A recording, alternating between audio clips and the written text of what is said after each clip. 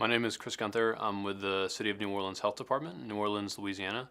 Our mission is to protect, promote, and ensure the health of all where we live, learn, work, and play. We're the City of New Orleans Public Health Agency. New Orleans is a city of close to 400,000 people that has seen tremendous growth in the aftermath of Hurricane Katrina more than 10 years ago.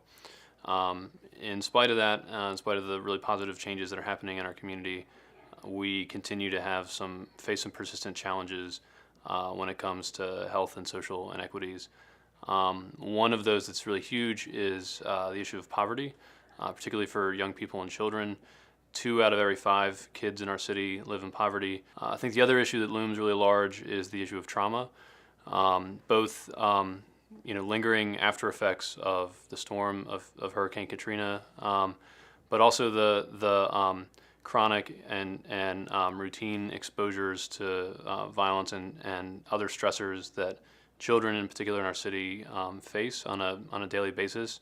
has a really huge impact on the city's health and well-being, and particularly for young people. I'm really proud of some of the work that we've begun to do to address the issue of childhood trauma and early childhood exposure to violence. We, as a health department, have adopted what we're trying to promote as a public health approach to addressing the issue of childhood exposure to violence and the trauma that results. In particular, we've been developing some really strong partnerships with schools around the issue, and just this year launched a learning collaborative that's bringing together schools across the city with experts from local universities, community-based organizations, mental health providers, to build out a model of what we're calling trauma-informed schools, places where everybody in the building has a recognition and an understanding of the issue of trauma, childhood exposure to violence, how that impacts children, and what educators can do to be a part of the solution and meet the needs of traumatized students. I think also we're trying hard in our own department to build bridges between our violence prevention program and the folks who work in our maternal child health program, trying to find links between those programs that traditionally have served